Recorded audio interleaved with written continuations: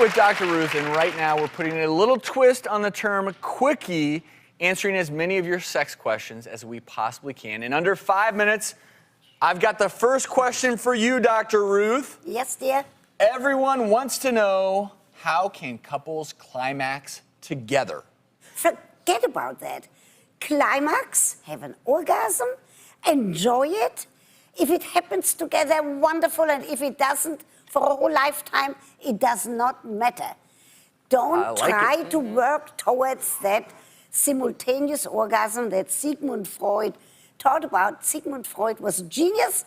He didn't know anything about sex. All right, we got 5 minutes. We got to keep moving. Lisa. Dr. Lisa, you go with the next question. All right, let's see. Quickies. Oh, these are quickies. Quickies. That's right. Is it easier for a woman to have an orgasm when she's on top or bottom?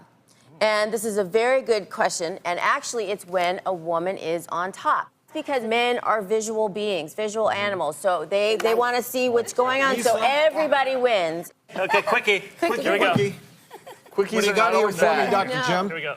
Okay. Pulling the wrong thing. There you go. All right. What are some unexpected erogenous zones on a man, on a woman? Well, let me take a woman. Okay. Is that all right? Well, you know, it's massaging, touching in places that you may not think. For example, the forearm gently, maybe in back of the knee, True. Is that right? working? I like that. You know? Baba, you too. I like You that know too what at else? the same Since we time. have you here. Last but not least, probably the most important are your lips. Don't forget the lips. Don't forget kissing. You should Kissing. kiss for A at long time. least 5 minutes before sexual intercourse. So, for all of you out there in the audience, pucker up. Show us something for the kiss cam out there. Okay. Where's the kiss cam? There we go. That's right. Nice work.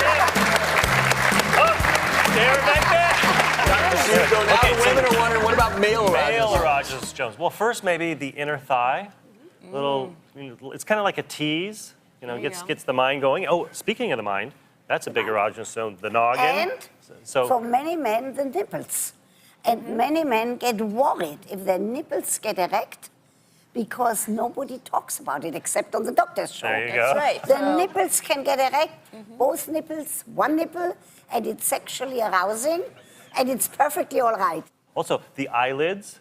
You know, a little kiss on the eyelids, or having him close his eyes makes him feel like the woman's in control, and a lot of guys kind of are into that. Don't forget the earlobe. Okay, Earlobe, yeah, yes. earlobe. People don't know. And we do The have time big for one toe. more. And of course, but the key is every man and woman is different. So Big toe.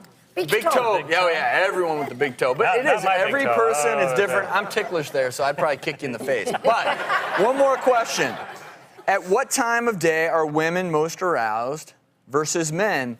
So we've talked about this on the show. Men tend to be more sexually aroused in the morning. Often men will wake up with an erection, their testosterone levels are higher, and particularly if you're a man who worries sometimes about sexual performance, morning's a great time because men are more easily aroused in the morning. Women maybe in the evening. Yes.